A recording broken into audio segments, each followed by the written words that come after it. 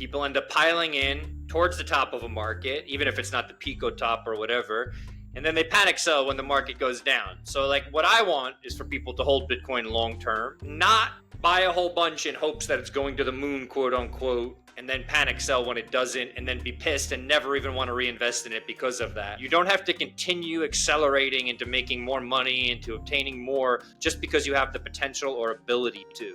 Like, get to a point where you feel like you've done pretty well, live your life, like embrace the relationships in your life, take opportunities when they present themselves. Putting these things in context, I think, will take some of the stress off your plate. What's most fascinating to me about Bitcoin is that it's inherently more powerful in the hands of an individual than it is in the hands of an institution.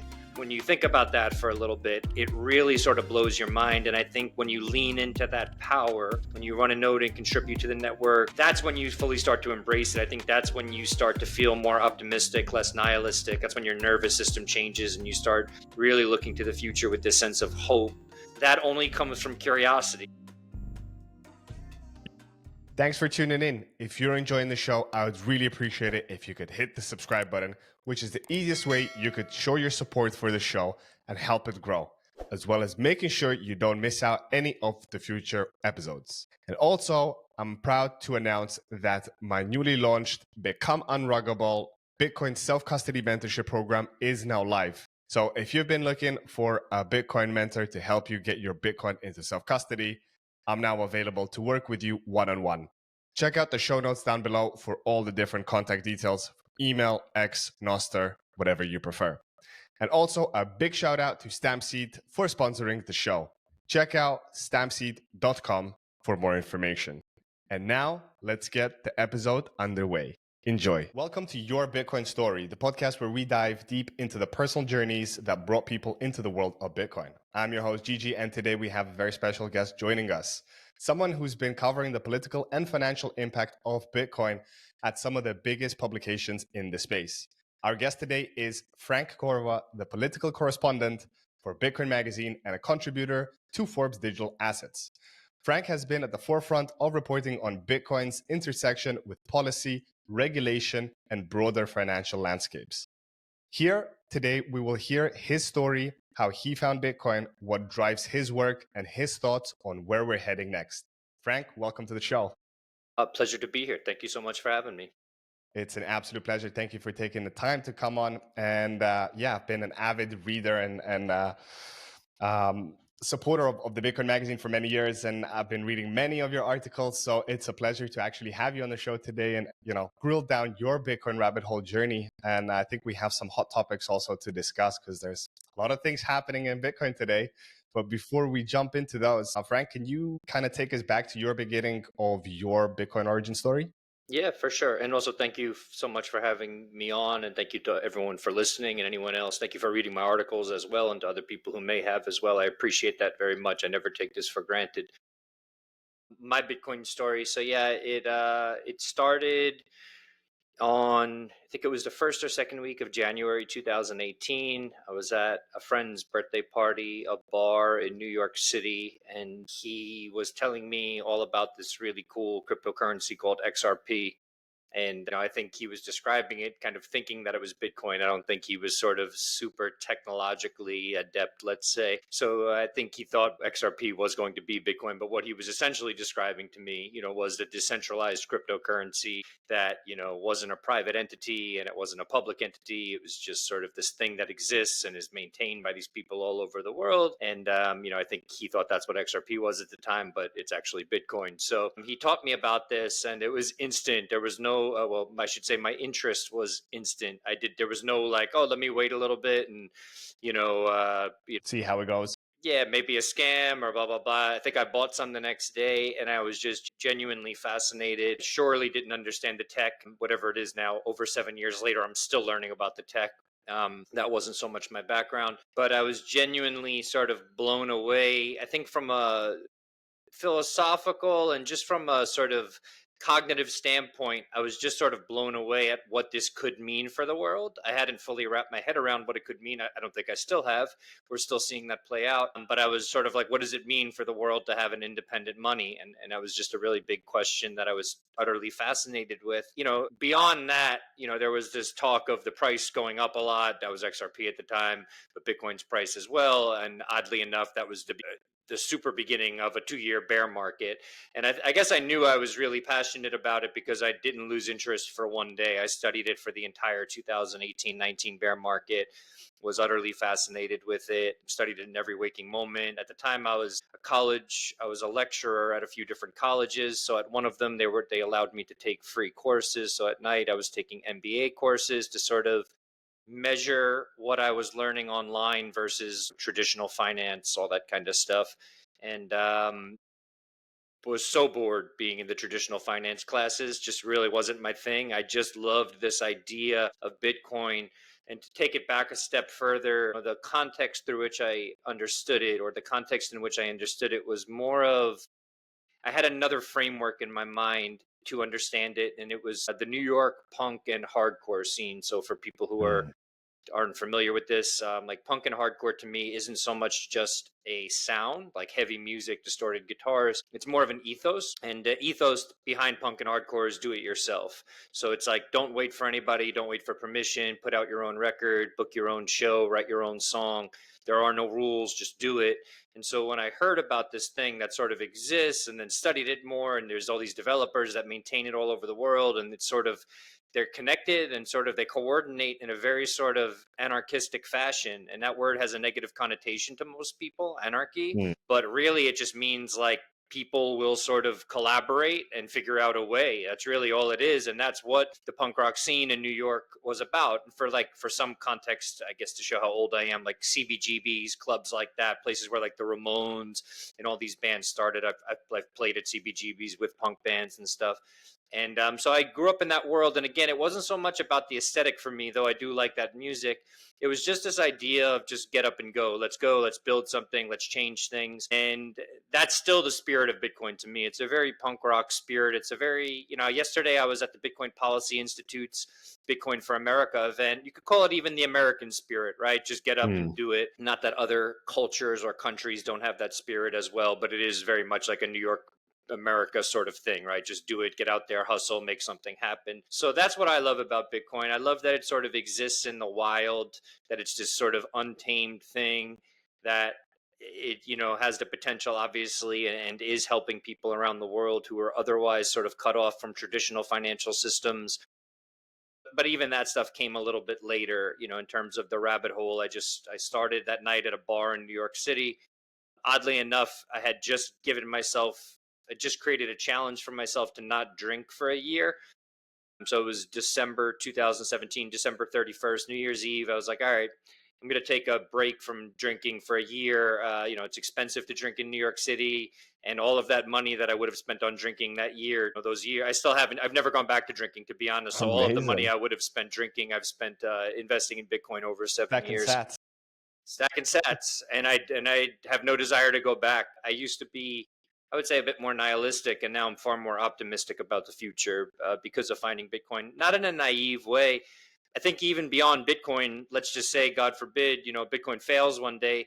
The idea that Bitcoin was even created in the first place gives me hope that humans can figure out a way out of bad situations. So I think that's what Bitcoin represents to me, that we can create it, to quote, I think it's Milton Friedman, in a sly roundabout way, we can create interesting ways to sort of get ourselves out of a situation. To me, it's more the technological phenomenon of Bitcoin completely blows my mind, but I'm just not that much of a technological mind to even fully grasp it. But the social dynamic of Bitcoin is what really I fell in love with from the beginning, and what I'm still in love with about it. Amazing. Yeah, no, I can totally relate, with people. A lot of times when they look at Bitcoin from the outside, they just think, it's a numbers go up game. It's, just a bunch of degen speculators trading all day. But there's a lot more deeper meaning to Bitcoin, where it changes your life in significant ways, from what you consume, as you said in your case. And there's many other people, including myself. I wouldn't say I never drink, but like I hardly ever. It's no more, oh, it's Friday, let's go to the bar, let's go get pissed. Like it's a celebration. Like we have a drink for a birthday, or if it's like a big occasion, we'll have like a glass or two, but that's it. Like I've really taken personally, like taking care of my body, exercising a lot more, going back to jujitsu, like really focusing on what makes me feel better than just the usual cycle of wake up, go to work, get smashed, and repeat it all over again. So that's one thing with Bitcoin. I tell people, you know, like the more you study it, the more it impacts your life, not just financially, but in better ways of making you a healthier and a better human. May that be a better parent, a better husband, wife, whatever it is. It's incredible. Like this digital code that cypherpunks worked on and released to the world that is like changing the world like no other technology. Yeah, I think of it, it is definitely code for sure, but we know that part of what secures that code is the energy behind it. I almost feel like when people talk about the Bitcoin network is using too much energy or whatever, I almost feel like it's this machine that's sort of sucking energy in and giving it back to the people on the network. And I've never True. actually said that out loud, as you said that. I only say it too because part of me, I work really long hours doing what I'm doing. I love what I do and I try to really stay on top of the beats that I cover. But I also train for triathlon. So I train 6 days a week. Right now, just biking and running, but usually swimming, biking, and running. And I somehow have the energy for all this. But again, I think that comes from the optimism. It's not that literally you plug yourself into the Bitcoin network and you're getting energized, of course. But, I like to think about it metaphorically. It's like, it's giving energy back to human beings. It's giving them back their time, their labor, the value of their labor, all of this stuff that's been taken away, especially over the last 15 years around the world as central banks have printed money en masse. Yeah, for sure. You touched upon a point which I cover a lot on this podcast, that the aspect of time, right? Like Bitcoin gives you that time back, which with inflation, and I don't have to explain to you, Frank, but like with monetary policy and then the crazy inflations that we're having all over the world, how everything is just getting more and more expensive by every passing week. On a Bitcoin standard, everything is on a long term, at least, not maybe day to day. The prices do fluctuate, but everything gets cheaper and cheaper and cheaper. So I had a guest a few months ago which shared a quote which resonated closely with me, and I'll share it with you, Frank. It's not just stack sats and stay humble, it's stack sats, stack time.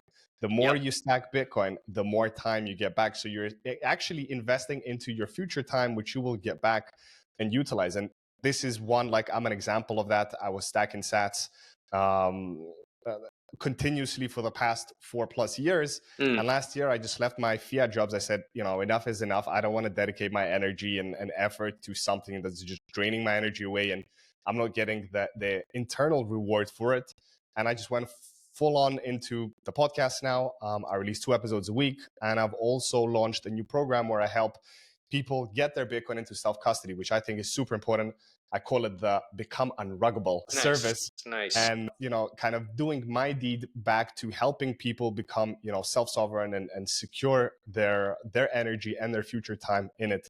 But more than that, to go to your previous point on the Bitcoin network, I would even argue Bitcoin network is actually the people, us, who are the Bitcoiners who make the network, right? Because No at the end of the question. day, it's just digital code, but we are the ones who actually utilize transacted, at least now, maybe in the future, AI agents will be using Yeah. sats to do different things. But today, I mean, even the whole concept of mining, you still need a human to go out, manufacture an ASIC mining machine, plug it in. Like it's all us humans doing it. It's not just this magical thing that's just kind of revolving around. So I think the network, the more people that plug, that join Bitcoin, the stronger the overall and secure network gets.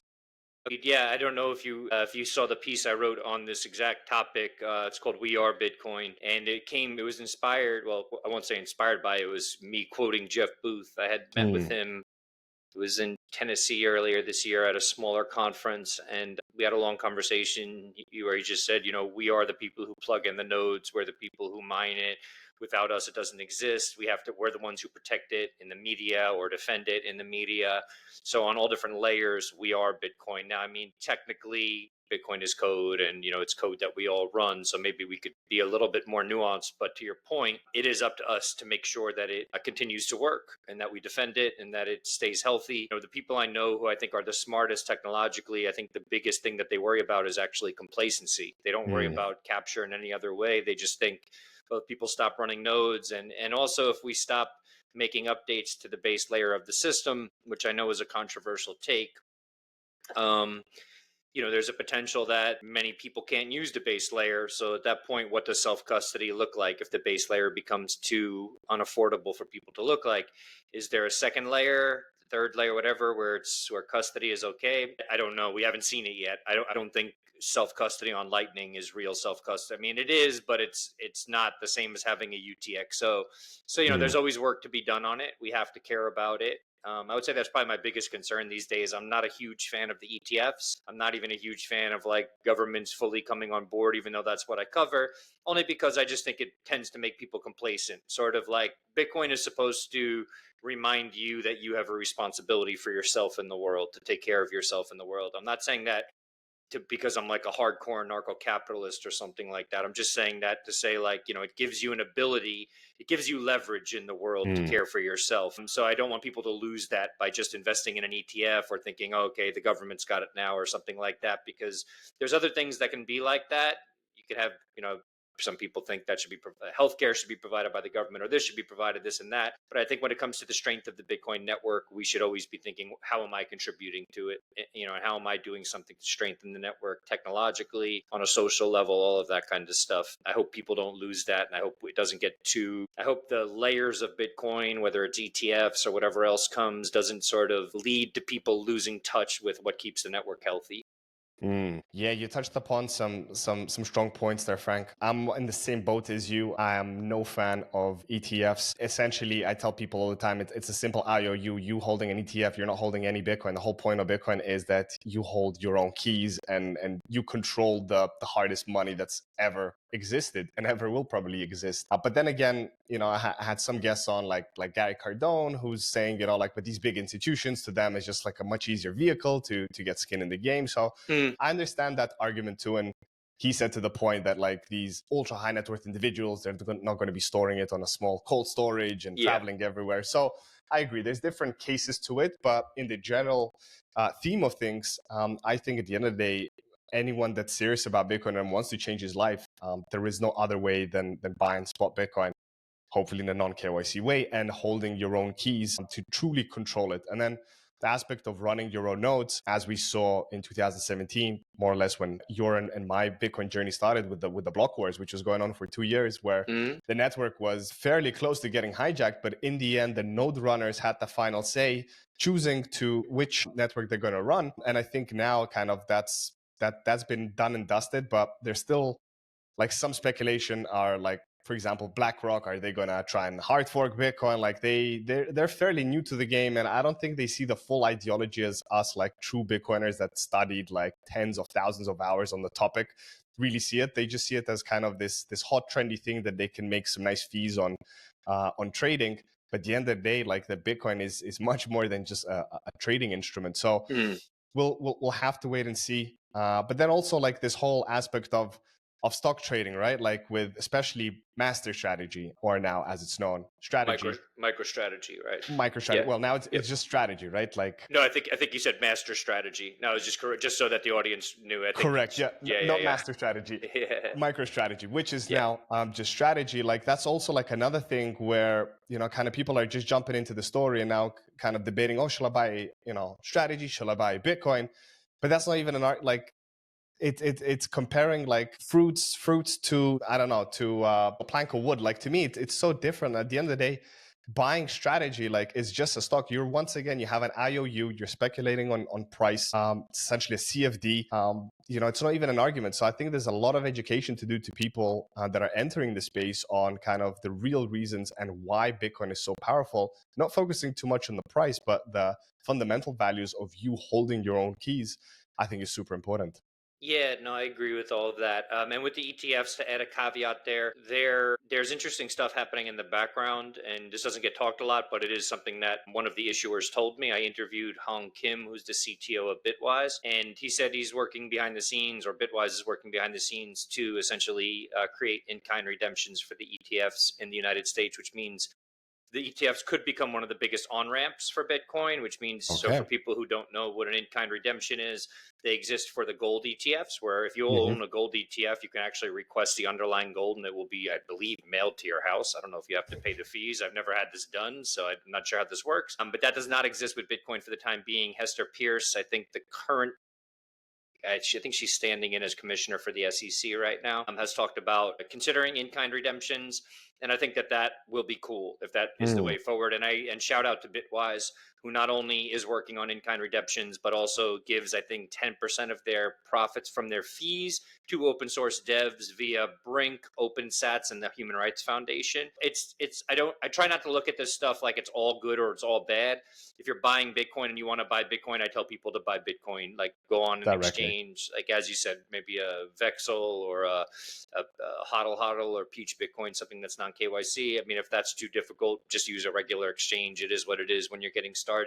For all this, there are varying degrees of this, but it's a very, very difficult concept if you don't understand this idea of private keys. And there's a reason we don't. It's because, so for example, most people don't know this, but when you use WhatsApp, you're using public and private keys. The keys are just on your phone and you're not engaging with them. With Bitcoin, you're engaging with them because you're using a hardware wallet or some sort of device to sign off on transactions. This is your private key stored on that device. I try to tell people it's sort of like having your Bitcoin, holding your private key is like holding physical cash or holding a stock certificate. It's like requesting the stock certificate instead of having Fidelity or whatever custodian hold it for you. It's a very difficult concept for people to grasp if they're not new to it. The other side to it is that, I mean, my background, I taught, lower socioeconomic status immigrants in New York for years. I was a social worker. I did work with people on the ground. A lot of people don't really have the time to worry about this stuff. Now, I'm not saying that as an excuse, because I've also been to communities like Bitcoin Akazi in South Africa and AfriBit in Kenya and to Bitcoin Beach in El Salvador, where some of these communities, they have residents of lower socioeconomic status as well, and they've taken the time to learn. So people can learn. I just think it's hard. It is important, and the work you're doing is super, super important. But the other side to all this, the more founders I speak with, if we don't make upgrades to the base layer of Bitcoin, there's not going to be many people who hold UTXOs in the future because it's just going to be too expensive, unfortunately, or whatever. I won't add an adverb to it. I'll just say, like, we're going to be relying on Bitcoin banks, much like the way Hal Finney predicted. Hal Finney said this almost from the beginning. Do I think it's a good thing? I don't really feel a need to offer my opinion. It just is what it is. But some people aren't going to want to take custody. Will there be a run on those banks one day? Might those people lose their Bitcoin? For sure. Will they be using paper Bitcoin? For sure.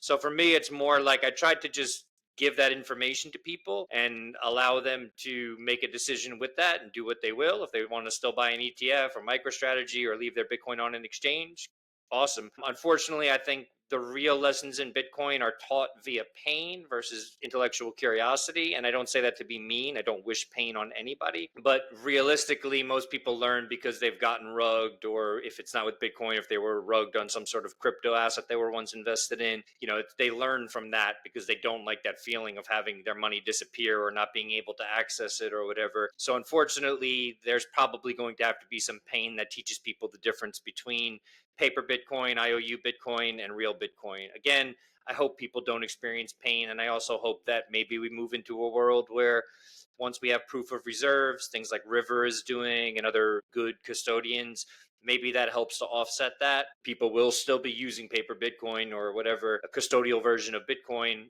but maybe that's just going to be in the mix one day. I do advise people, though, like learn what a UTXO is, learn how to hold your own keys, and at least hold somewhat of a stash in Bitcoin. God forbid you ever have to sort of flee your country or move with your wealth. That's the way to do it. You're not going to do that with an ETF or something like, I mean, maybe you will if you end up in some other country and you could still withdraw your funds. But the purpose to Bitcoin, obviously, is to have complete control over those things and to use it in a peer-to-peer fashion if you ever need to. So just keep that in mind.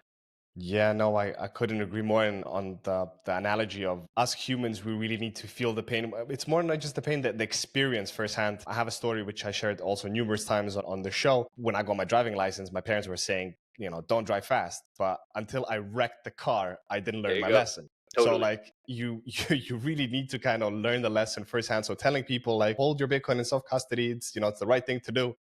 As you said, until you get rugged, until you lose those coins, you're like, maybe I should have done that, So I guess it's all experiences. So people entering the space, they may get into ETFs now, but the more they go deeper and they realize that, oh, maybe it would be smarter for me to hold my own keys, they can transition to the next level. Imagine this, the market's crashing, exchanges are freezing withdrawals, but you You are cool as a cucumber because you are unruggable. By joining my Become Unruggable mentoring program, you'll get one-on-one support to safely move your Bitcoin into self-custody. I'll guide you step by step at your own pace, as well as making sure you have a rock-solid recovery plan in place. Take control, stay sovereign. Get in touch with me via X, Nostr, or send me an email at becomeunruggable@proton.me. And let's make you unruggable. I want to touch upon, so governments is one hot topic, right? Which you cover a lot at the moment because there's a lot of stuff happening. You already briefly kind of mentioned that you're not too big of a fan of governments, adopting. Yeah, okay, sorry. I thought you were just saying governments in general. I'm like, no, No. some governments good, some not so good. There's For good sure. people within government, etc. But yes, please continue. Sorry. What I was going to is kind of Bitcoin was released as this kind of freedom cypherpunk money, where kind of separating the money from the state. And for a long time, a lot of Bitcoiners were all about like, this is money that should be separating the state from it. Now that the Trump administration came in and the SBR is going through, essentially has been signed into an executive order, and everybody's cheering on like amazing, like governments are adopting it, like the numbers, like how fast the sentiment changed from this is money anti-government, and now like people are cheerleading that the government is adopting it. I wanted to kind of touch a little bit further down on that, and then I have a follow-up question from there. Sure. So I wouldn't call it anti-government money. I would call it money outside of the control of the government. That's the That's a way I better would way say to it. frame it. I don't even like I love the book Resistance Money, but it's not what I would have titled the book if I wrote it. And I say it only because sure, it is that, absolutely, but I would almost rather it sort of have a name that doesn't have any sort of connotation, like gold. You know what I mean? Like gold can be used as whatever you want it to be used as. It's money outside the control of government, whatever. It just is what it is, though, and that's the way I look at Bitcoin. So when people talk about, oh, we're now like cheering on the government, like, well, personally, I'm not. I'm just covering it, and I'm actually I didn't quite mean in. you personally. No. I know what you're saying, but I think I've actually gotten that from people, critiques in the space, like, oh, now you love the government or Trump. It's like, well, I didn't say any of that. Like, I'm interested now. They're interested in sort of what it is, and I've seen this stuff up close. It's interesting. I was there. I spoke with Trump at PubKey when he came to make the payments for the burgers there. That was in September of last year. Quite a moment in history for sure to have a former president, now president again. He wasn't president yet. He hadn't won the election again yet. Pay with Lightning at a bar downtown where I go to Bitcoin meetups. I mean, I think that's pretty cool on one level for sure. On another level, some people in the space, yeah, they don't want politicians coming in. It just is what it is.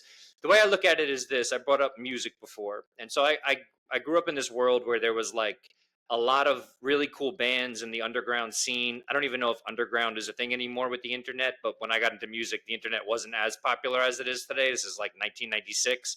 So it's a Probably long, offline now. Underground is just called offline. totally offline. That's a great way to put it. Exactly. So, with a lot of these bands, there was always this sentiment of like, oh, they're getting popular. They're playing at this venue.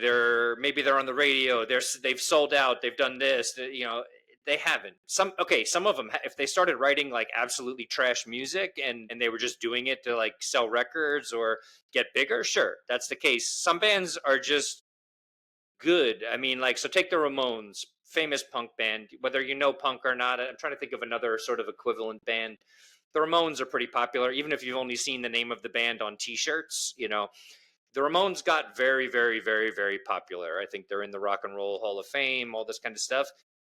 They never changed who they were, though, and I think that's what. If I were to parallel Bitcoin to a band, I would call it the Ramones. Like, the Ramones signed major record deals. They evolved, but they were, a band that sort of played 4-chord punk songs, and they got better, maybe wrote catchier songs. But I still don't know anybody that would go and call the Ramones like sellouts or the Ramones suck or this or that. They just got bigger, and that's what Bitcoin is doing right now. It's just getting bigger. You can still use Bitcoin with a non-custodial wallet. You're still legally permitted to do that. And the bill that was resubmitted yesterday to Congress, or reintroduced to Congress yesterday by Congressman Nick Begich, he explicitly said this at the Bitcoin Policy Institute. He said, like, and we are going to protect your right to self-custody and do all this stuff. So it's still not, because the government is now interested in it, doesn't mean it has now become like state money. It's not. If the government wants to use non-state money to do something the same way they use gold and have it in Fort Knox in the United States,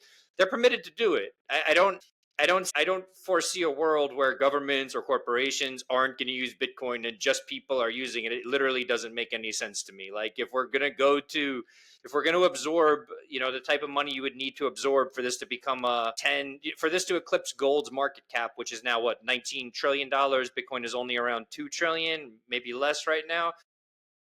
It's not just going to be retail people adopting it. Other people are going to adopt it. Like, I'm sorry to break people's brains with this, but like, it's not that I want them to, and it's not because I'm a sellout, but my thoughts are like, yeah, but there are still things that need to be talked about with people in power. So for example, I just reached out to Cynthia Lummis's office. Senator Lummis is a super pro Bitcoin advocate. Most people don't know this, but she's also co-authored a bill with Elizabeth Warren and Senator Gillibrand where she wants to crack down on mixers, Samurai, and stuff that I've been covering as well. And I just simply said to her, like, hey, I'd love to have a conversation with you about this because I think privacy is important. I don't know whether she even understands what she's cracking down on. And it's important that you have people to have these conversations. I was just with her at PubKey 2 weeks ago, very small gathering of people. And she's like, I didn't know what this was in the beginning. If without you guys sort of like yelling, like, this is what it is and this is what we care about, I wouldn't have defended it. So I think one thing that people forget, someone just commented on a Substack post I made, said something. I wrote about my first day. I was in the White House press pool at the crypto summit the other day. My follow-up question. Cool. Yeah. Well, we can go into it now. I'll talk about it. No, but I just wrote about the experience, and someone's comment under that was statism is a weird religion. And I said to him, oh, I've never heard of this religion. Can you explain it to me? Because I've gone to the White House and wrote honestly about something, literally wrote in the piece that, like, well, they're talking about stable coins, which isn't really my thing. They're not really talking about Bitcoin. I've been totally honest about what's happening without really offering my opinion on it. And because of that, I'm a statist, quote unquote. I don't get this idea of like, tomorrow we should just sort of like knock down all of the structures that exist. Like, for example, the judicial system in the United States, I think, is really important. It's a model for the world. I'm not saying it's always perfect, and I'm not saying it even should be the model for the world, but like, it's one part of the United States that I think is actually a really good thing. I think having a decent judicial system is important. For sure. I can still be critical of other things the United States does, and I am critical of those things. It's not that I'm just sort of like, no, the United States gets a pass now, especially since Trump is president and he likes crypto or Bitcoin. It's not like that. There's more nuance to things than that. And I learned this, to be honest, from activists, people like Anna Chekovich, who was Navalny's CFA, Ludmila Kozlovska, who does she's in Congress right now talking about how she was debanked. Jorge Hirasati, an activist from Venezuela, a place I used to live. These people talk about the importance of civil society often. I don't want to live in a Mad Max world. I don't want to live in a world where we're all like killing each other and fighting for our Bitcoin or doing whatever. I don't want to live in anarchy. I don't think like Somalia is the model that we should be aiming for in the world. Reduced government? Yeah. I can wait a second if you need. That's all right. Yeah. No, sorry. That's all right. Baby intruder. She wanted to hear firsthand what Frank wanted to say. Nice.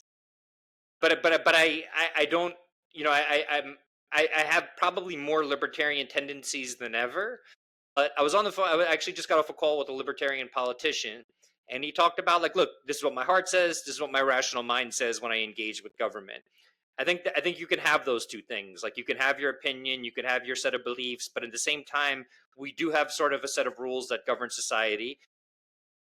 I don't think it's always fair. I think sometimes those rules get sort of leveraged in favor of the people in power. But at the same time, we are making progress. Operation 2.0, Choke Point 2.0, that was something that was pitched by Nick Carter. That's now literally like the name of congressional hearings. There's hearings going on. That's a very Bitcoin thing, in my opinion, that we bring something up, it becomes an issue, and now we're hopefully remedying those issues, that companies that deal with Bitcoin, crypto more broadly, whatever, don't get debanked. So yeah, I just don't I don't buy this idea that because you're engaging with the state, because you're having conversations with stakeholders and people in power, that all of a sudden you're a statist and you don't care about Bitcoin, and Bitcoin isn't like, money that the state can't control. Like, will the state try to control it? Maybe it might. I think even you could argue that the ETFs and these products are part of that attempt. If you want to put on that hat, that's fine. The other side of it is like, will the state start saying things like, I pay close attention to what's happening with stable coins because they want all of this activity monitored. And I'm hoping that they don't try to apply that monitoring or that KYC sort of stuff to Bitcoin. So I'm paying attention. I mean, bad stuff could happen for sure. Stuff that I don't agree with could happen. There's no question. It hasn't happened yet. And I would rather start by having conversations with people in power than by just sort of saying that they're going to be malicious, writing it off, and just saying burn the system down. It's not my approach in life. In a world where water spills, fires rage, and pets chew everything in sight, only one thing can save your Bitcoin seed phrase: stamp seed. Don't let a coffee accident turn your Bitcoin into Bitcoin gone. With stamp seed, your seed phrase is engraved in metal, safe from elements, toddlers, and your own clumsiness. Use promo code BTCStory at stampseed.com for 15% off, because in the end, metal always wins. And now, let's get back to the episode. Yeah, no, I couldn't agree more, Frank. It's more important to have these conversations and kind of shed some light and explain these concepts, which are, in some cases, pretty complex concepts for them to understand, for the average person, let alone for someone that holds these high-rank positions and they're dealing with copious amounts of stuff, and now these new things are introduced and we just expect them to see the full cypherpunk movement in it. It takes time. And yeah, I'm not for getting rid of the government. I agree with you. We need like a society that works and operates. I also don't want to live in a Mad Max world where like it's run by gorillas and it's chaos outside. Even though I'm more for a smaller government, not like the government that infringes on everything I do and who can I, interact with, what size bananas can I sell on my stand. Like some things in Europe like got out of hand, which is that I a don't real agree thing? with. Is that a real Well, in issue? Europe, yeah, like I mean, I don't know to the fact of what size bananas, but I know like on food imports, definitely like kind of there's like all these over regulations, or like for example like the bottle caps, right? Like the Oh European yeah, invention with like that you can't take it off, that it's supposedly saving water life in the oceans, yet that we're still dumping all this plastics into the ocean, which is kind of, you're not really fixing the problem. Or the worst part, which I hated in the EU, and I think this is also rolling back now in the US, is paper straws. Like the stupidity of a paper straw, yet on a juice box the paper straw is still packed in plastic. Like plastic, right? once again, it's just these like regulations that are put in place that don't make any sense. But yeah, at the end of the day, we still need order. And to my point, we still need to have this communication and conversations with high-elect individuals in the government. Talking on that, I wanted to kind of transition. My follow-up question was, of course, you covering last week's the first ever White House Crypto Summit, which was kind of an interesting endeavor to do. And you were there, boots on the ground, firsthand. Yeah. How was that for you? Did it feel like a little bit surreal with seeing all those people there in an office discussing these topics? Yeah, I mean, it be surreal is like an understatement. This whole year of my life has just been something I don't even know what Parallel planet. universe. Yeah, just parallel universe. I don't think it's even hit me yet. I think that's the best way to put it. When you think about who was in that room, so you have President Trump, you have Scott Bessent, Treasury Secretary, you have what's his name, Commerce Secretary Howard Lutnick, Chair of the CFTC, Chair of the SEC. Everyone from the crypto industry, major names, the Winklevi, Brian Armstrong, Saylor, my boss, David Bailey. I could go, the list is immense, and everybody, I'm sure people who are listening are familiar that this happened. When you're standing in the room, you're sort of like, I took a picture and I hadn't thought about it this way, but I sent it to a friend afterwards, and it's something that I published as well. It's not like a secret picture, but I just said, like, imagine this. Like, I've been writing about this for 4 years and into it for 7. He's like, yeah, that'll be in history books one day. Like, we probably won't have books that'll be on, history documents and that people view It'll on be an on iPad or holograms. something. Yeah, holograms one day. I don't think the enormity of something like that can really hit you. Now, there's two sides to that equation too. Is that now the cabal that's going to take over everything and be in charge of your Bitcoin? I don't know. Maybe it could be. I have no idea.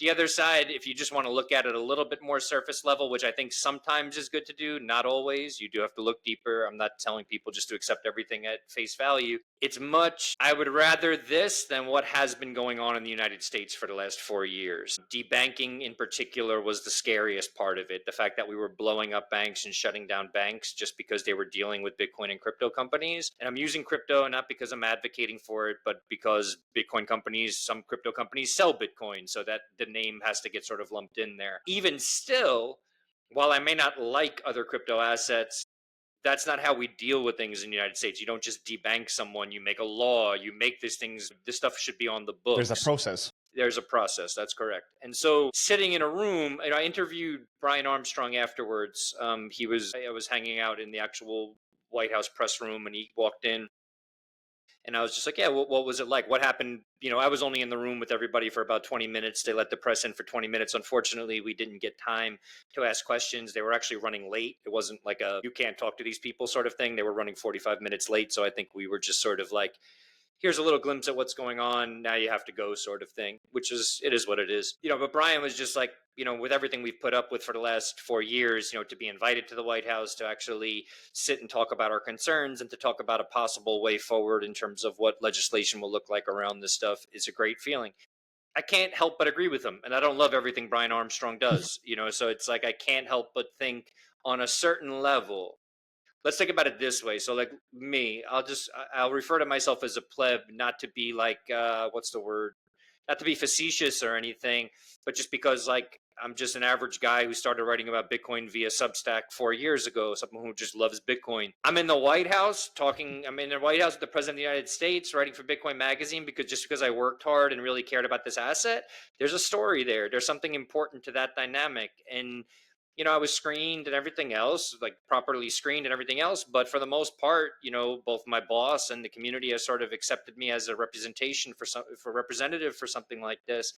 That's a huge part of the Bitcoin story. And when you talk about the White House, the people's house, whatever you want to call it, and the government being run by the people, like, well, the people were in the room that day. Like a lot of other people who started these companies, they weren't all born with a silver spoon in their mouth. They built something. So Nathan McCauley from Anchorage Digital was there. Nathan's from a town of like 300 people in like Wow. Iowa or something like that. It's like, I don't have to agree with where all these people are coming from to have the feeling that it's a cool thing that this dialogue is taking place now. On top of that, look what we did on the internet. Trump puts on Truth Social, we're going to have a U.S. strategic crypto reserve. The whole world goes up in arms, and within 3 days, it's a strategic Bitcoin reserve and a crypto stockpile. There's something to that. I don't care what people say. And I was able to speak with senior White House officials the morning of the crypto summit on the phone. And I asked them, I said, was the internet reaction sort of what made you do this? They didn't answer directly. They got a little bit flustered and they were like, well, well, we said stockpile and reserve, so we ended up doing both and blah, blah, blah. And I'm like, yeah, we had an impact. You said props also to Naval Ravikant and to the Winklevi twins and Brian Armstrong for coming out and saying that Bitcoin is something different, because the lesson here, beyond Bitcoin being put into a strategic Bitcoin reserve, is like, look at the messaging. The White House has now said we look at Bitcoin as something entirely different. Even from trying to teach plebs the difference between Bitcoin and crypto, we now have like the White House as part of our messaging team. It's like, it's again, there's dimensions to this for sure. You can look at this through whatever angle you want to. My suggestion is look at it through a whole bunch of angles. The one I'm providing is just one of them, but I think it is an important angle. And I'll also share that like a lot of the reporting I did for the last few years was on what was happening in Latin America and Africa with Bitcoin adoption. So that's predominantly what I write about for Forbes. I've gotten so many text messages from people on those two continents saying like, thank you for talking with Trump. Thank you for publicizing this stuff, because now essentially the government in my country is going to look at this in a different light now. They're not going to sort of demonize it as much or speak negatively about it as much, which will be helpful to me. And now this isn't like, these are Africans in Nigeria, Kenya, this is Latin American people in Salvador, Argentina, wherever they are. And granted, Salvador, it's more accepted to begin with, but These are people just saying like, this will make my life easier to some degree. So the people who have critiqued me the most are people who look like me, like white people who just have like a philosophical difference with my being there. So it's interesting. It's just there's so much stuff that there's so much nuance to this conversation that just doesn't get have. You're either a statist, you're either a political cuck, or you're a anarcho-capital. Like a lot of people aren't those things. I'm sorry. Like I'm sorry to break it to everybody, but like while I don't just think while I encourage people to get more involved, to understand what the cypherpunk vision was and to do all that and to embrace that, the other side of it is just like, even if you do embrace that, it doesn't mean that you believe in just sort of abolishing the entire system as it exists. It means that you believe in privacy, freedom to transact, the ability to build things permissionlessly. Those things can still exist in some form of the system. Like you, I too would like a bit of a smaller government. So it's like there's just a lot of nuance with this stuff. I'll stop my rambling there, but I just hope that people take away from it that like you don't have to think in such black and white terms and such opaque, like you either agree with this whole set of ideals or this whole set of ideals. It doesn't work like that. Yeah, no, I totally agree with that as well. You know, it's people like to color things either black or white. There's like no gray, but in most things in life, like you need to strike a balance. Yes. I was always raised by my parents, you know, saying never be extreme on any end, you know, like do everything in moderation. And I think people should apply that to how they interpret things as well, in moderation. Like not everything is exactly super bad or super good. Some things are better than others, but like there's always a middle ground to things. So I mean, to me, just personally, it's fascinating how far we've come in realistically very short period of time. Like this is a technology, a protocol that's been around for 16 years, and you know it went from Ross's, so to say, first use case of Silk Road of using it as kind of, you know, uncensorable, private to a certain extent money to buy any goods on the black market, doesn't matter, drugs, non-drugs, whatever it is, to now essentially a decade, just over a decade later, the White House getting together to discuss how they're going to essentially, you know, move forward with this technology and further enhance adoption of it. It's fascinating. Like such a short period of time, people looking forward. And I don't like to do predictions or like, especially with price, because nobody knows. And price, it doesn't really matter to me because one, I always tell people one Bitcoin is one Bitcoin. Yeah. It doesn't matter. Just make sure you're stacking more sats. That's what matters. But like fiat values, who cares? The more important thing is like how this technology is definitely changing people's lives, and especially those people that need it the most. As you said in your example, you know, people in developing and third world countries, you know, in Africa, Latin America, and, you know, other parts of the world, even to a certain extent in the Middle East, where people are going through, you know, hyperinflation. Like Bitcoin is this like lifeline to secure whatever money they still have left. And then that, call it the privileged us first world country citizens, we're like just kind of sitting on the couch. We've got it too easy, you know, that the cash check comes in every end of the month. We're sitting on the couch, shit posting on Twitter, and not really caring about things. But like there is very different like ideologies of how people on the same little planet Earth see this technology as a life savior and then just a speculating vehicle. Like, when do I buy the bottom and sell the top, instead of just like adopting it to actually preserve my wealth for future generations. It's fascinating. I think also there, I struggle with this a little bit too. You know, there, I think it's also important. So, also for context, I think oftentimes, again, sometimes it's not a critique of what you just said because I mostly agree with it, but oftentimes we also look at that saying, like, people in this part of the world are experiencing this, and people in this part of the world are experiencing this. As a former social worker and as a teacher who worked with people of lower socioeconomic status for a long time, there's plenty of people in the United States that are struggling to make ends meet, you know, whether it's Europe, United States, whatever other quote unquote first world places. I think For we're going to sure. see that balance shift in time. But uh, I was one of those people who was struggling. So I was six figures in debt from going to college and paying for it myself. So when I first understood that Bitcoin's value goes up and that would be a thing that could get me out of my student loan debt over time, amen. That was to me such a huge selling point. So even still, I wrote a piece when Bitcoin hit about 96,000 called Don't Buy the Bitcoin Dip. And for Bitcoin Magazine, it was like the heresy. I was like the worst human being ever. And I just simply said, like, guys, I know a lot of people are talking about the Bitcoin, the bull run is going to begin soon. And blah, blah, like, the bull run began at $15,500. We That's are what at I say. we are at January 96. 2023. Yeah. Yes. Not telling people we can't go higher, this and that, but like dollar cost average, stack some sats the exact way that you just talked about it.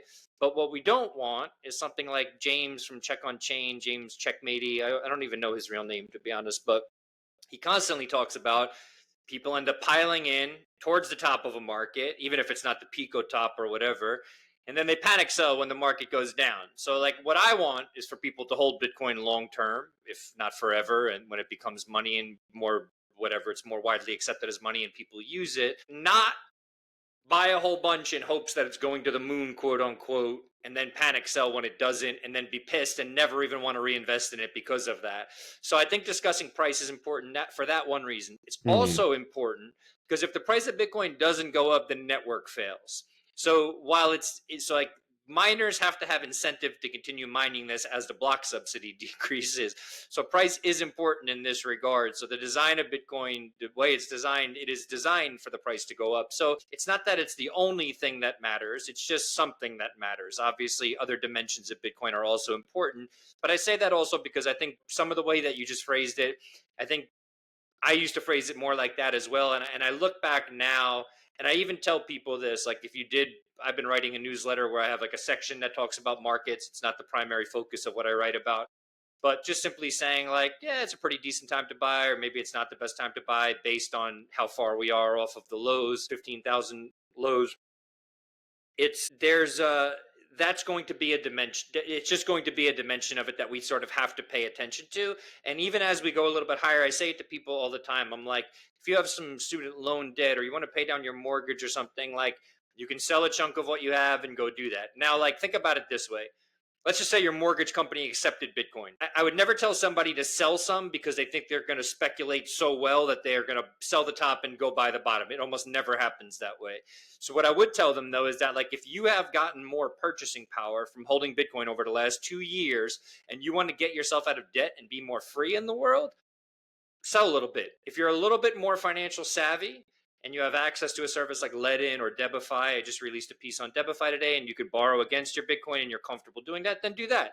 Do whatever you want, but use the purchasing power that Bitcoin is giving you. If it's increasing your purchasing power and that's going to make you freer, happier, etc., use it. Because I think sometimes when we just think about Bitcoin, when we sort of forget that price is a component of it, I think there's also a matter of like, there's this, I'm never selling my Bitcoin. I'm never doing this with my Bitcoin. I'm never doing that. That's fine. If you don't want to do that, that's totally fine. Just don't turn it into a religion in the sense that like, don't hold the Bitcoin for the sake of holding the Bitcoin. If you're holding the Bitcoin because you want to give it to your children and give them a better life, great. If you're holding your Bitcoin until a certain point in time because of blah, blah, blah, great. The Bitcoin in and of itself is not the end goal. That's not the thing. It's what the Bitcoin facilitates. That's what matters. 100%. So if it facilitates some sort of freedom in your life, you're not going to get crucified by Bitcoin maxis if you sell 5% of your stack when we hit 150,000, and that's going to make your life better. Like, just keep that in mind. Like I wish I could say I'm a great trader. I'm really not. But when I was quitting my job to pursue jobs in Bitcoin, that was in November 2021.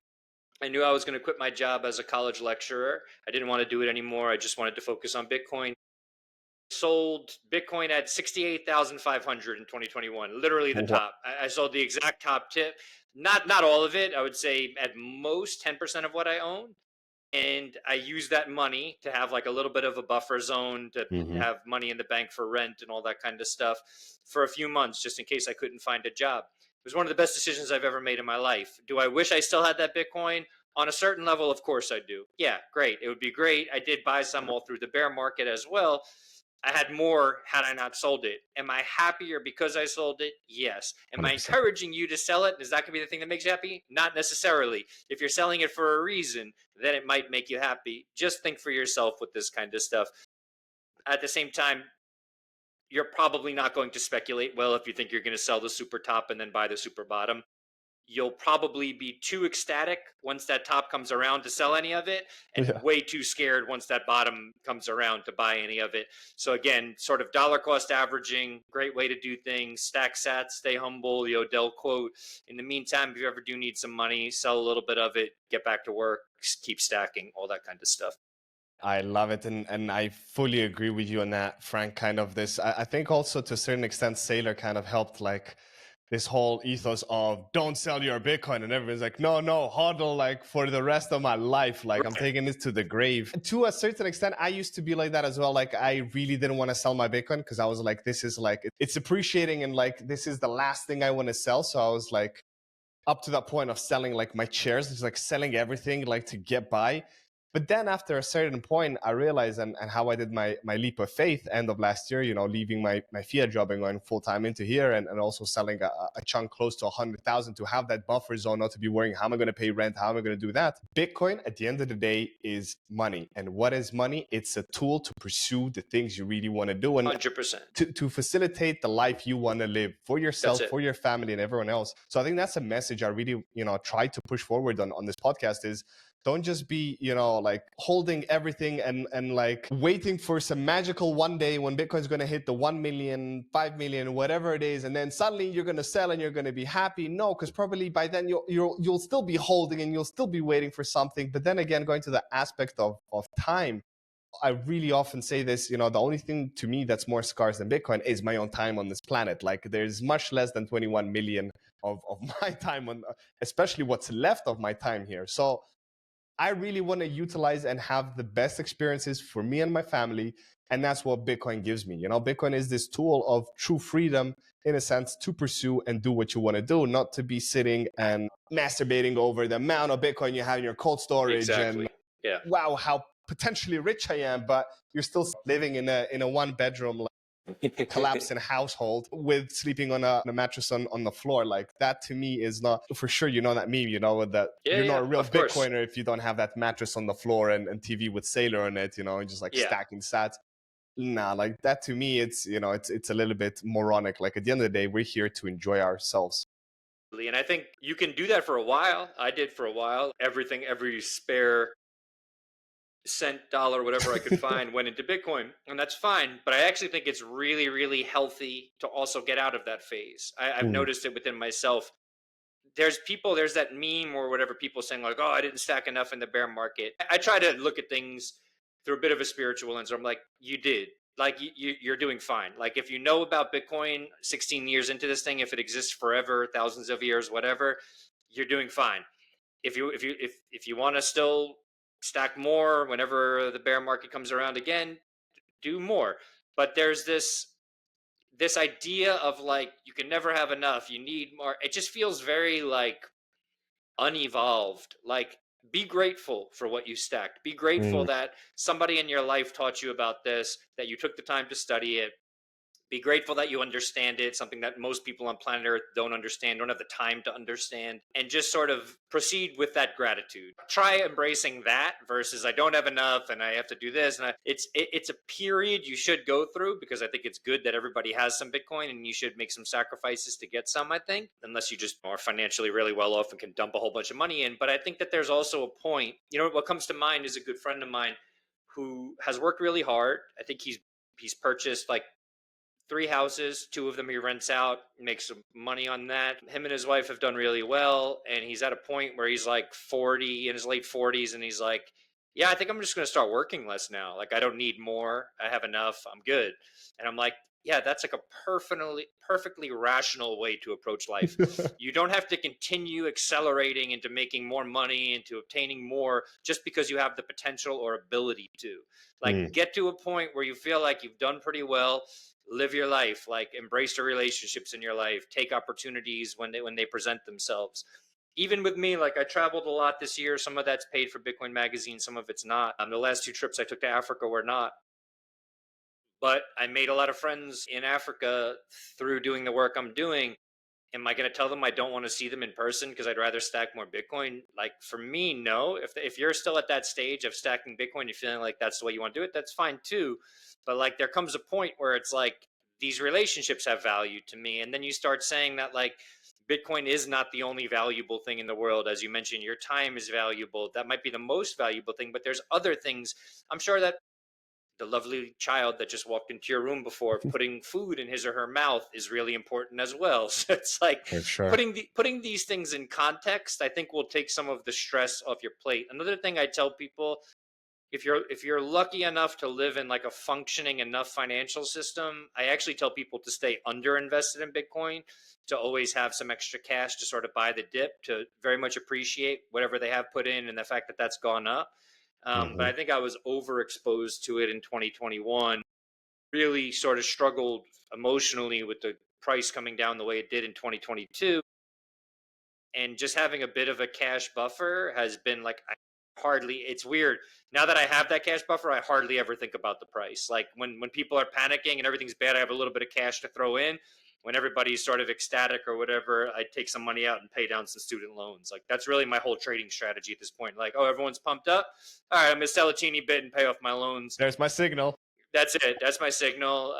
And the day that my student loan companies accept Bitcoin, I'll just make a bigger loan payment in Bitcoin that day. And then everything else is just like, oh, the people think the world is ending and it's crashing and blah, blah, blah.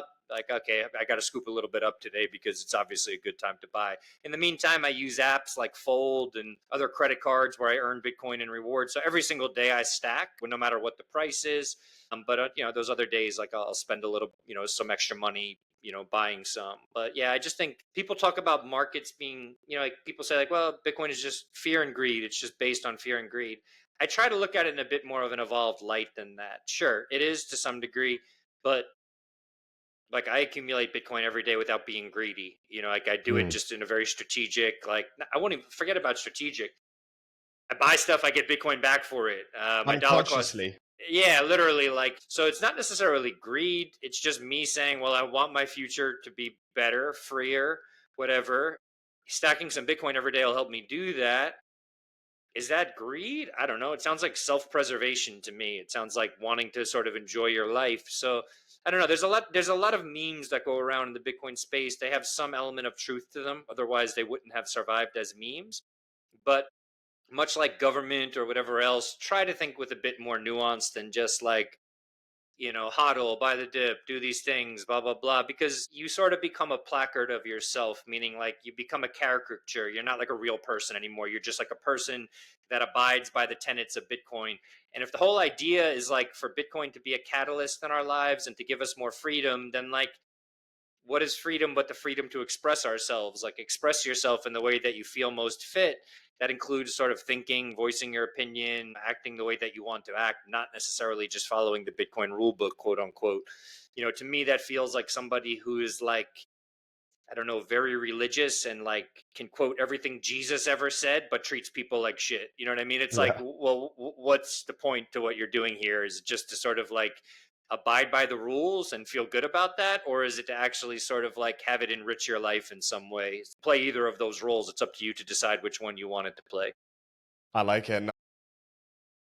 I mean, I love what you said there, Frank, because, I have a lot of conversations on this podcast where it's all like, deep core Bitcoin maxis, like up to the sell the chair, just put everything into Bitcoin, just like, everything's in Bitcoin. But then again, when the price goes down as it's happening at the moment, as the time of this recording, just like a matter of 48 hours ago, we came to the lows of 77,000 from just like not that long ago. We were nearly at 110, 109,000. That's like nearly a 30% pullback to people that like dumped, like that just started their Bitcoin journey in like December, January. And when, YOLO, I'm buying a full Bitcoin and like, I don't know, sold a property and went bam, like put in 100K. And now it's like, 80K, 70K, and they're like, and a lot of them probably, as you said, and happens in every cycle, they're selling now because They're they're like, oh, panic it's selling. it's gonna go down to like 50, it's gonna go to Yeah. 40, and that's not them, and like you're stressing yourself out more than you're Totally. doing good to yourself. 100%. Totally. Exactly. That's what you want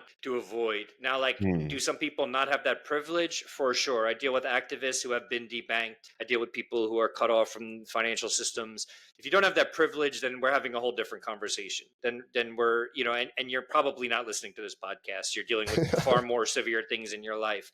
If you do have that privilege, I'm not saying that the traditional financial system won't fail one day. It very well may. I would say it is failing, in Hmm. some ways. It's try not to let it override what feels like logical reasoning for the time being. Should you keep that's the way I'll put it. You can interpret that as you will, but just like, I don't think tomorrow in most people's cases the money in your bank account's not going to be there. If anything, like the government has just said, at least in the United States, like, oh no, we'll print as much as we need. Well, the money will always be there. Like, if anything, it won't be worth as much for sure, but it'll probably be there, which is a good reason to have some Bitcoin, and that's why I advocate for it.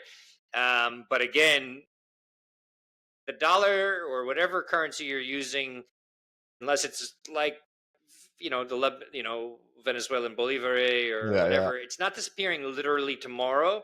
So just, it is losing value, and there's CBD stuff, CBDC stuff to worry about. There's other stuff to worry about, but like, try to put things in context. Try to think about things and say, like, what is going to be good for my mental health right now? And honestly, try to avoid both fear and greed. Try to avoid being petrified and panic selling, and try to avoid, oh, I'm going to miss out. Bitcoin's price is never coming down. I better put all my money in right now. If you can avoid those two things, you'll probably do okay.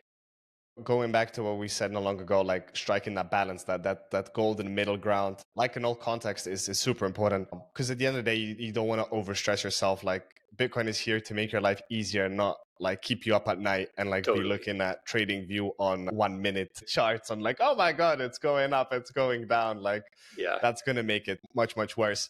Frank, I had one more thing which I wanted to bring up. One recent article that you also released, which I enjoyed reading. It was kind of the opposite to what a lot of people got excited about, and it's the announcement that Tether did in adopting Bitcoin in El Salvador just a couple of months ago. The Plan B forum. I don't think it was Sorry, adopting Bitcoin. Yeah. That's right. Yep. Thanks for correcting the Plan No B worries. forum, where Paolo came out and kind of did the big announcement with USDT coming onto Bitcoin essentially through Lightning. And there was a lot of like, people were like, yay, amazing, like USDT's here, like on the Bitcoin network. And then you wrote a piece, quote, I still don't like Tether on Bitcoin and Lightning. I personally really enjoyed that article. And for some of the listeners that haven't read the article, definitely check it out after this episode. But I wanted to kind of dig deep a little bit deeper into that and kind of get your take from yourself on that topic. Yeah. Oddly enough, I was with Paulo yesterday, was with them at the Bitcoin Policy Summit. So I'll start with the practical side. I don't care really. I'm not really emotional that Tether exists. I'm kind of indifferent, to be honest. So if you want to talk about freedom, people should be free to use whatever money they want to use. That's also why I don't even call myself a Bitcoin maxi, because it seems like it means I'm anti everything else. I'm like, guys, the market Are you a freedom maxi? That's the question. But I do believe in freedom for sure.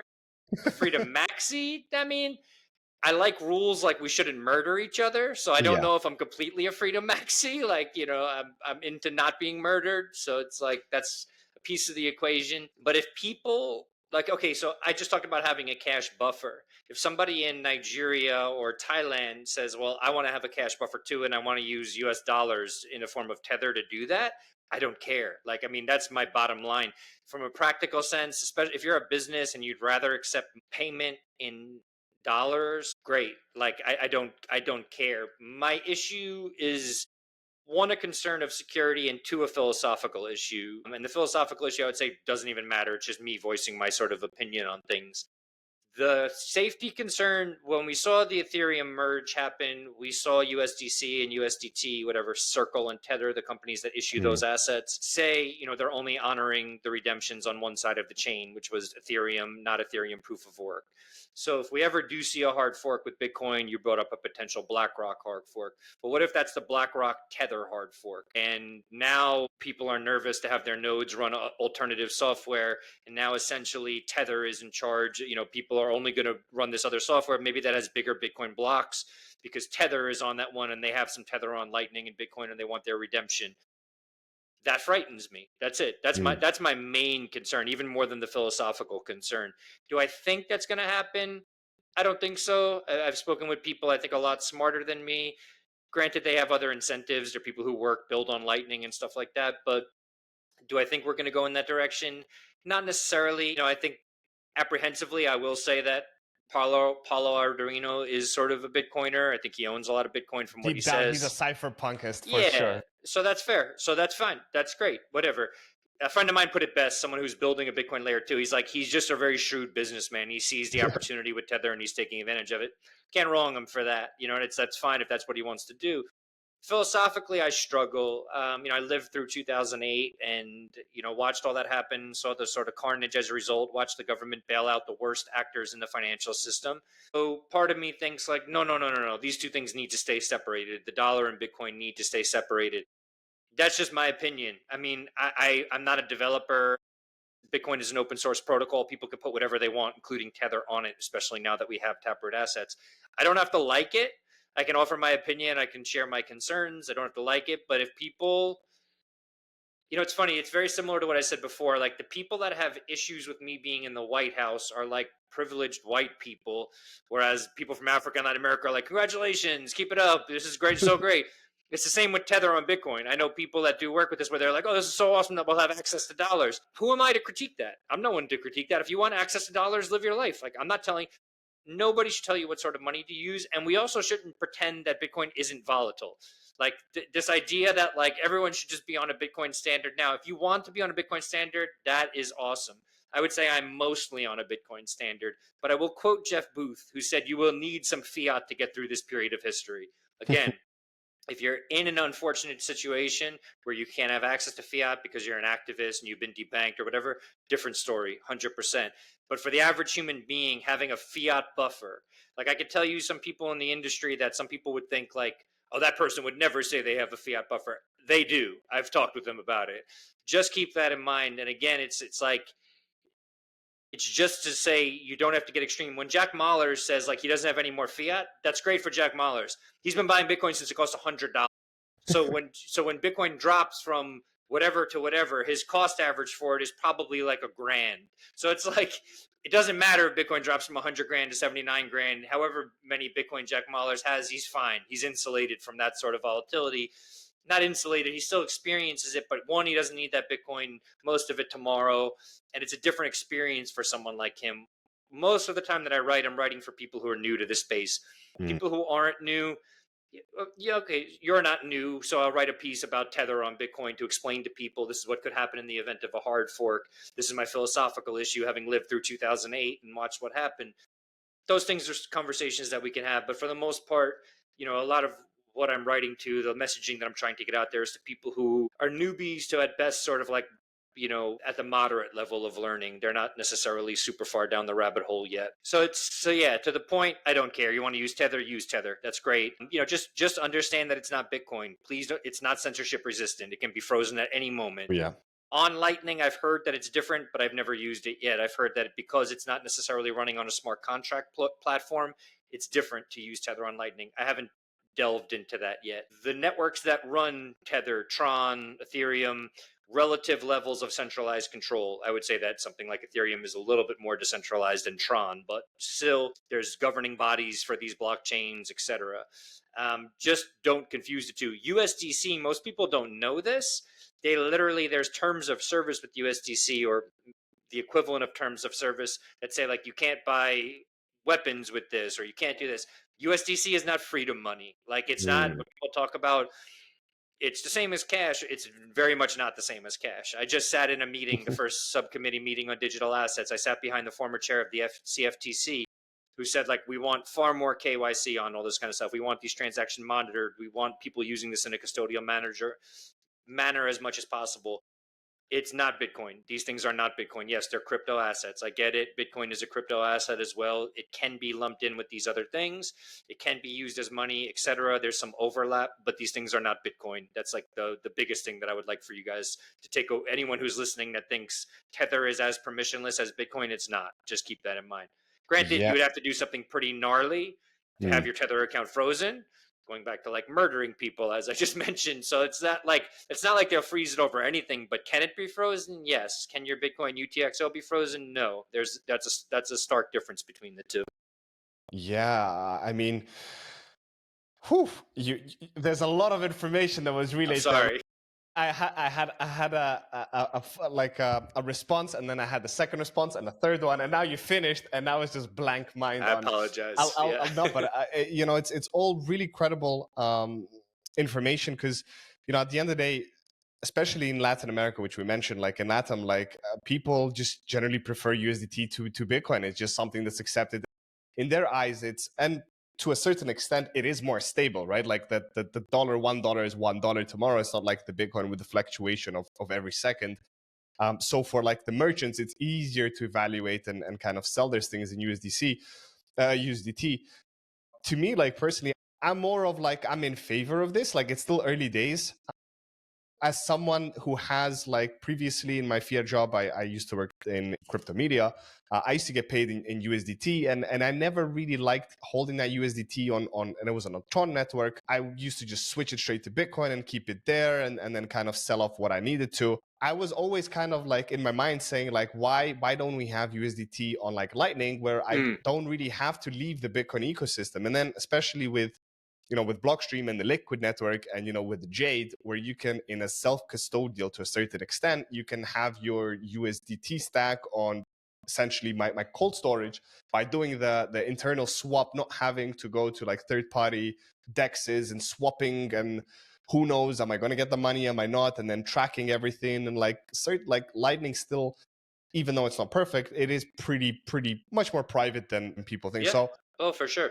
Yeah. I think, like in some use cases, and for me personally, like I like it. I'm not of the scent, but as you said, we don't all have to agree on the same things. And that's the beauty of Bitcoin, right? Like it's anybody can use it in their own way, how they wish to see. But I'm just saying, like, I love the fact that you brought up some points, that the philosophical one and also the security one, which nobody really was talking about on, especially on the echo chamber of Bitcoin X, where it's all like, yay, Lightning's here, USDT is gonna pump it to the moon. What I found interesting also from mentioning our good friend Paolo was that he also said that in the long term, he doesn't see the kind of the use case of USDT where kind of everything's going to be running on Bitcoin. That was a very smart, interesting take that he kind of shared. Yeah, I mean, with someone like him, you never know if they're playing 4D chess or what they're doing. Like, I don't know. I mean, Good businessman. Yeah, he's a good business person, no question. He's one of the wealthiest people in the world, probably now. Or like his company is one of the most, I think they had more earnings than BlackRock in Q4 of 2024. Good for him. I mean, he's created a really good company. I think he stumbled upon product market fit. For those who don't know, Tether, I think, was just like so that people didn't have to leave dollars on an exchange. They left Tether on the exchange to trade instead. And all of a sudden, you realize that 3 million people around the world actually wanted to use this thing, which is great. I mean, I think he means it when he says something like that. But even to quote, I was with Michael Saylor yesterday too, who spoke at this conference, and he said, like, if you're in Argentina and you need money for the next 4 weeks, you're holding pesos. If you need it for the next 4 months, you're holding dollars, and if you need it for the next 40 years, you're holding Bitcoin. So I think everyone is starting to realize that. I think even legitimately within the U.S. government, I mean, Cynthia Lummis is working on the de minimis tax exemption, meaning you can go buy a beer with your Bitcoin and not have to pay any capital gains on that. I'm imagining people know this is coming.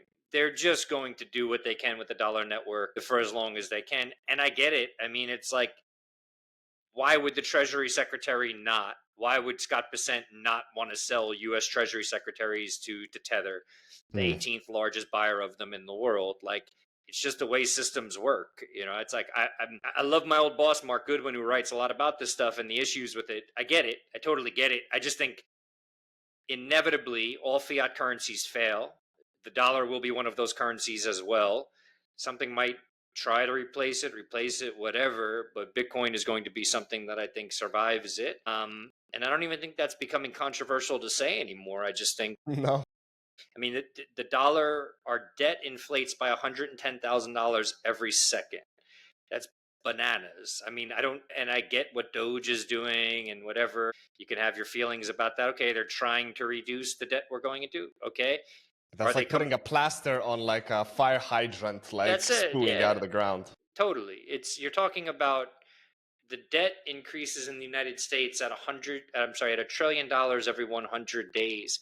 So that means that Elon Musk would have to continue finding $1 trillion in waste just to stop the debt from increasing, not actually decreasing it. Crazy. So it's like, when we talk about these numbers, and even someone like I just interviewed Matthew Pines, this person briefs U.S. intelligence agencies on like Bitcoin is a reality. Like, this is going money that can be used permissionlessly. It's capital that can be stored permissionlessly, all this kind of stuff. We need to think about it. And so, like, even with the SBR, everyone's like, whoa, this isn't about governments. Okay, I get that. I totally get that. But at the same time, like, I don't want China to have more Bitcoin than the United States and for me to have to live under Chinese rule because of that. That might be selfish. That might be like me being a statist or whatever.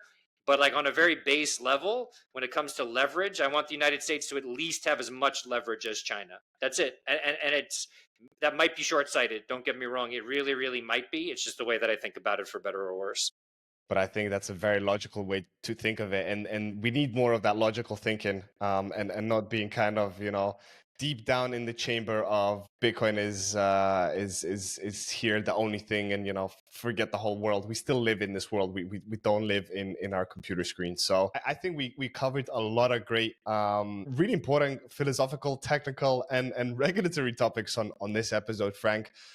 Thanks a lot for taking the time to come on and share your thoughts. As I said in the beginning, in the introduction, I've been reading your articles for years, so it's been such a pleasure having you on, and you know, ripping the rip about the real world of what Bitcoin's doing today, and not just kind of this ideological meme world that we see online. Usually I close off the episode by asking my guests to give one piece of advice to new people that are starting their Bitcoin journey. I think you've shared a lot of good news already. I guess the one that sticks to my mind, and I'll let you think of another one, but kind of to repeat it, don't go all in on Bitcoin. Have some buffer zone. You will feel much more comfortable, you know, not knowing and being glued to the screen. Where's the price? Oh my God, it's going down. How am I going to pay the bills? Stack on a regular, as Frank says, but have a buffer zone. I think that was fantastic advice. Any other advice that come to your mind that you would like to share with people that are just starting their Bitcoin journeys? Yeah, I would just say very simple, just two words, just stay curious. I think curiosity, if you have, allow yourself to be curious, allow yourself to go down the rabbit hole. People in your life are going to sort of make fun of you. I mean, I hope that that's changing. 7 years ago, it was much different. Now we have pension funds investing in Bitcoin and the US making a strategic Bitcoin reserve. Just stay curious and continue to learn how to run a node, learn how to do stuff that sort of strengthens the network, and allow that to make you feel empowered. Allow that to make you feel that you are part of this network more than just a holder of some of the assets on the network. That network was built, to quote one of my favorite quotes about Bitcoin ever. I'm going to space out on her name. Noelle Atchison. She writes a newsletter called Crypto is Macro. I had her on my podcast that I no longer run, but I had her on years ago. And she said, what's most fascinating to me about Bitcoin is that it's something that's far more powerful. It's inherently more powerful in the hands of an individual than it is in the hands of an institution. When you think about that for a little bit, it really sort of blows your mind. And I think when you lean into that power, when you run a node and contribute to the network, write a newsletter, do whatever you do to teach other people about it, and like you do to really teach them, not just give them price exposure to it, that's when you fully start to embrace it. I think that's when you start to feel more optimistic, less nihilistic. That's when your nervous system changes and you start really looking to the future with this sense of hope.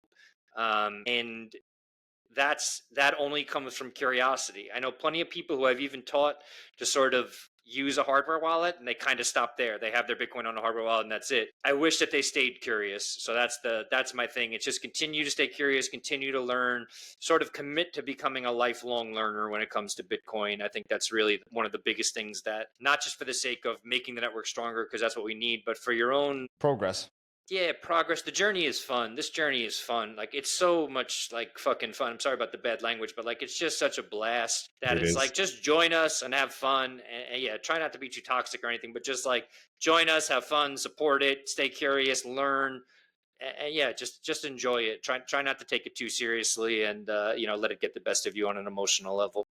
I love it, you know, and as Gary Vee says, you know, like him buying the jets, kind of that's the destination, but it's all about the journey. He could have bought it already 10 times over, but it's all about the journey. And I fully relate to that, Frank. You know, like, be here, enjoy the ride. It's going to be a long one. The ride is only getting started, so don't feel like you're too late to the game. We're 16 years in to something that could potentially be here around for hundreds or maybe even 1,000 years, but we won't be around then to see if it's here or not. So all we can do is enjoy, support each other, keep on learning, and as Frank said, keep on being curious.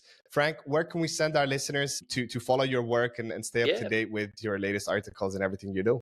Yeah, easiest post a lot of stuff on X. I think if you Google my name on any sort of major Nostr client, Primal, Hmm. Adamus, whatever, you'll find me. I've been doing a lot more Nostr lately. If you want to Let's go. subscribe, yeah, I love Nostr. I have a newsletter that I still write through Substack, and what that really is at this point is just like sort of a weekly update on all of the articles I've written and wherever I traveled or Nice. blah blah blah. So that's frankcorva.substack.com, I think, something like that. And then I think there's like a click follow button on either Bitcoin Magazine or Forbes. I won't be publishing as much for Forbes in my new role as political correspondent at Bitcoin Magazine, but here and there I still do any of those. But yeah, X is where I publish most of my stuff. The newsletter is probably the second best place to get me. Awesome. And definitely Yeah. check out the Bitcoin Magazine for Frank's Corva's amazing articles rolling out. Frank, once again, thanks so much for taking on. It's been such a pleasure Yeah. having you on. I hope to have you back in the future because the journey is, as I said, it's only getting started. There's a lot more Totally. leeway to go and a lot more things to advance. And as the Bitcoin journeys expand, I'd love to have you back and discuss Thank you. more. Yeah, and thank you for having me. I'm deeply grateful. I never take any of this for granted. So thank you so much. It's a pleasure. Thank you, Yeah. Frank. All right, guys. Take it easy, everybody. Thank you for tuning in. If this episode resonated with you, don't forget to like, subscribe, and share it with others who might benefit too. Your support keeps us going, and we appreciate it. See you in the next one.